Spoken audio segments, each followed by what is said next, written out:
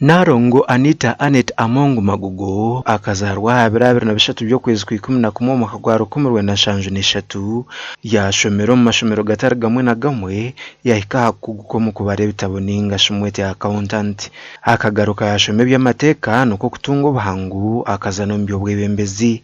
umwaka gw'2016 akesimba hanze yo myishengero kazuwa district ya Bukedia kandi obwirobo akayizira hansi yakakonje ka FDC konko mukaruru k'2021 Among akahindura umuhini nk'empangu yarugum kibina cha FDC yazo mu kibine cha NRM nuko kuraba mu komyishengero kazuwa district ya Bukedia kuyakirato mu shengero akahikana esimba rukwenda kuba muhezo wa speaker w'ishengero ryo mu rundu gw'11 obuhabire hare chikono chamani ahakaruru ko bwa speaker akabire kari hagati yo mugenzi Jacob Boranya owa NRM hamwe na Rebecca Ritwara Kadaga owa esimbira tine kibina bwanyuma yizi nariye kunagwa kachiwa kakora ka NRM kasek echo busasi Jacob Boranya kuyabira hereze kuba speaker akatungo burwira hu yatwirwe sheria mayanja okutungo bujanjabi kunke cyo mugishambi tarabasize kuhona bwanyuma yo kufa kwa Oranya parliament ikabine kuronda speaker musya honaho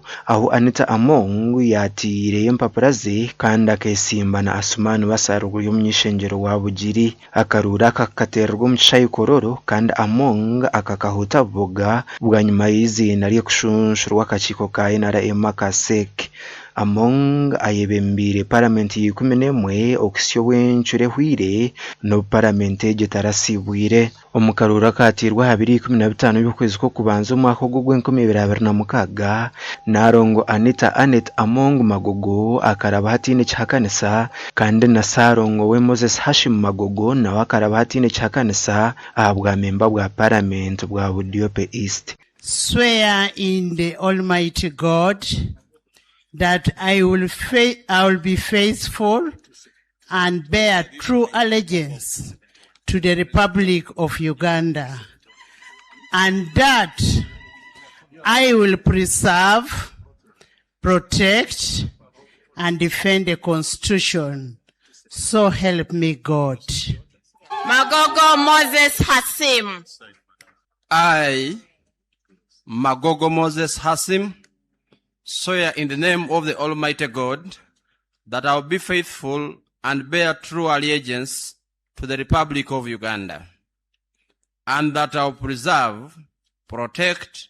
and defend the Constitution. So help me God. Hona nabwe Among arukora imirumo yo mu kisange cyhwire hakatebwa hemihingwe rukumuzibiro ku rubato munsi z'abajungu nga Amerika Bongereza n'ahandi kandi obwabire nazo munsi z'abajungu abire nakira kuzo wa papa mu Vatican. Among hamwe niba Magogo okutebwa hemihingwe egi kikaba kina kakwate no burubwenguzi na hato buriyo n'ubwenda kumuzarra kantu bwanyuma ya ofisi ya karisho kutungo bukuruzo nyamwingi obwina kakwate n'enguzi bashaziremo kwatanisa nayo byo kwirinda okucyaka mu kaganita Among gona yegari barukurondo bujurizi manyo burengera majitu bujungwa kandi nukwembazara kagwari ya mwenda.